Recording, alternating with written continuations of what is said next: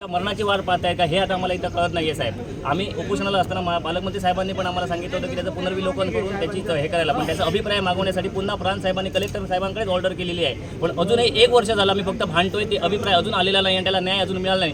पण ती दिल्लीवाली माणसं, धंडाणकी माणसं त्या ठिकाणी साहेब पूर्ण जागा काबीज करण्याचा प्रयत्न करतात. कालची बेकायदेशीर त्यांनी मोजणी सुद्धा तिथे पोट हिस्सा मोजणी करण्याचा प्रयत्न केलेला आहे. मायबाप आमचे नाणे साहेब सर हे आहेत, खासदार साहेब, त्यांनी पण आम्हाला न्याय द्यायला हवा. आमची विनंती आहे साहेब आपल्याला की आमची माणसं तिथे रडत आहेत ढसाढसा. आता आमच्या मरणाची वाट पाहतायत का साहेब? फोन पालकमंत्र्यांनी केला मोजणी त्यामुळेच थांबलेली आहे. नाहीतर साहेब ते पण आता उरावर बसून आम्हाला आता मारायचा फक्त प्रयत्न करायचा त्यांचा शिल्लक राहिलेला आहे. कधी पण आमच्यावरती त्यावेळी आम्हाला मारण्याचाच त्यांचा एकतर घाट साहेब त्या ठिकाणी चालू आहे साहेब. आणि यांनी अजूनही पर्यंत 1 वर्ष झालं साहेब, अजून कुठचाही न्याय किंवा अभिप्राय तिथे पाठवलेला नाहीये. कलेक्टर साहेबांना आणि प्रांत साहेबांना वारंवार निवेदन देऊन कुठल्याही निवेदनाचा त्यांनी दखल घेतली नाही. आज 2 वर्ष त्यांना निवेदन देतोय, पण फक्त आणि फक्त कागदाची हे देवाणघेवाण इकडे आड इकडे हे तेच चालू आहेत. खाजगी बाउन्सर फक्त एवढंच सांगा, तुमच्या सगळ्यांची म्हणजे मी 15 ऑगस्ट का 26 जानेवारीला उपोषणाला बसला होता. तेव्हा तुम्ही लोकांची मागणी काय होती की ज्यांनी कोणी जागा घेतली, बरोबर साहेब, ज्यांनी कोणी जागा घेतली त्यांनी ती जागा घेतली त्याला लखलख जागा, बरोबर. आमची जागा पहिल्यांदा मोजा आणि त्यांची जागा त्यांना वेगळी काढून नाही का? काय किती सोपी मागणी आहे. हे काय विरोध करते कोणाला?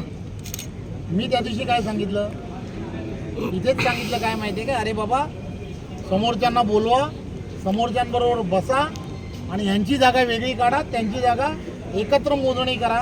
आणि गाव हे भूमिपुत्र आहेत, हे इथले आहेत, यांना न्याय द्या असं मी जेव्हा सांगितलं. तर आपलं काम काय ते आपण हे नाही करायला पाहिजे. काय झालं त्याच्यानंतरच्या काळात प्रांत साहेब, माझं सांगतो मी तुम्हाला, मला माहीत आहे म्हणून मी प्रेसच्या समोर ठेवलं. प्रेसच्या समोर ठेवायला मी काही वेळा नाही आहे. काय झालं त्याच्यानंतरच्या काळामध्ये, खानोलकर म्हणून आपला तहसीलदार होता, त्याने एका दिवसात ती सनद खोटी दिली. तो 2 दिवसानंतर रिटायर होणार होता, बरोबर ना? 2 दिवसानंतर रिटायर होणार होता. आपण काय म्हटलं की हे सगळीजण म्हणतायत ना, हे सगळं चेक करा. केलं, खेळ चाललाय. एक माणसाच्या पाठीमागे पूर्णच्या पूर्ण प्रशासन चाललंय. मी तुमच्याशी काल बोललो होतो, तुम्ही बोलल्यानंतर तो तिथे गेला कसा अधिकारी? मोजणी थांबली नाही, माझं लक्षात घ्या. तुमचा TLR सगळे तिथेच थांबले. एक तर तुम्ही इथे डिपार्टमेंटमध्ये राहू नका, नाही तर जर तुम्ही कलेक्टर म्हणून करू शकत नाही तर. अरे ही काय पद्धत आहे हो? यांची साधी मागणी ही तुम्ही नाही साध्य करू शकत. पहिल्यांदा काय करा माहितीये का, ते पूर्णच्या पूर्ण त्या खानोलकरनी जे दिलंय ना, कॅन्सल करा पहिल्यांदा. तुम्ही म्हणाला होतात कलेक्टर, तुम्ही काय म्हणाला होतात तेव्हा, जेव्हा ही लोक उपोषणाला बसली, यांना मी उपोषण सोडायला सांगितलं. हे चुकीच्या पद्धतीने झालंय म्हणाला होतात की नाही? मग काय त्याला काय निमंत्रण द्यायचं तर तुम्ही निमंत्रण द्यायचं. झाले किती दिवस त्याला? कधी बसले होते रे लोक तुम्ही उपोषणाला? 26 जानेवारी. म्हणजे काय फक्त बसलेल्या माणसाला उठवण्यासाठी आम्ही लोक फक्त येतो का तिथे? ज्याने जागा विकत घेतल्यानंतर त्याचे 7-12 जर फिरवायचं असेल ना, 7-12 फिरवायचं पैसे मागितले जातात. सर्रासपणे त्याच्याकडे सर पैसे घेऊन सुद्धा कामं होत नाहीत. 10 उदाहरणं आहेत म्हणतात ती लोक. तर पत्रकार असं म्हणायला लागले ना, तर हे किती वाईट आहे. ही लोक सर तुमच्याकडे आली असतील ना, ती माणसांची सगळे ना त्यांनी ओरोस भरून जाईल. किती माणसं पत्र द्या, ह्या माणसाकडून असं केलंय, आम्ही त्याच्यावरती काय कारवाई करावी, यांनी करायला लावली, आता तुम्ही महसूल खात्याला सांगतो काय करायचं. पद्धत आहे.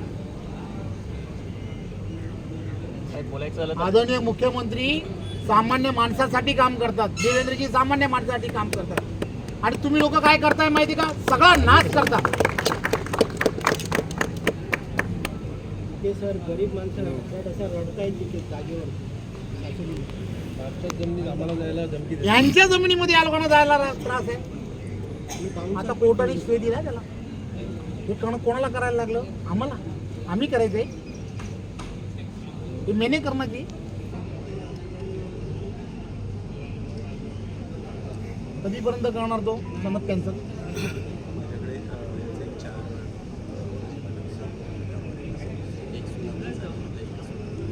तीन सुनावण्यामध्ये करायचं असतो. ऐका 3 सुनावण्यामध्ये 15 दिवसात घ्यायची असते, किती दिवसात करणार, 1 महिन्यात करणार. आता कोणासमोर बोललायत माहिती आहे, माझ्यासमोर नाही. ऐकतायत कुठे पण तुम्ही लोक. आणि याच्यामध्ये डेप्युटी एसएलआर आणि यांचा रोल आणि साहेब याच्यामध्ये जे लोक तिथे बाउन्सर घेऊन जातात, ते सांगतो. माझ्या ऐका, जो कोण करताय ना त्याच्यावरती गुन्हा रजिस्टर करा. 50 बाउन्सर आहेत तिकडे. 50 बाउन्सर. हे बिचारे काय करणार आहे, तो बिचारा हा काय करणार आहे बिचारा, हा साधा माणूस शेतकरी शेती करेल का त्यांच्यावर भांडणं करेल. निवडणुकीच्या काळात लफडं केलं माहिती आहे तुम्हाला साहेब. मैंने आपको फोन किया, आपको याद होगा, यही वो केस आहे. कुडाळमध्ये कोणाला तरी ना कुडाळमध्ये मारलं म्हणून सांगितलं. काय समज दोडामार्गची माणसं कुडाळ खोटं केलं. मैंने ही बोला ना, मैंने ही आपको बोला साहब, मैंने वो लड़के आदमी लोगों को पहचानता हूँ, मेरे इधर आप भी थे, बोला उपोषण छुड़ाने के लिए. मैं बताया ना आपको. बिचारे ह्या माणसाने ऐकलं. आता ह्या लोकांना तिथे दोडामार्गमध्ये जाऊन अटक करायची तयारी सगळ्यांची.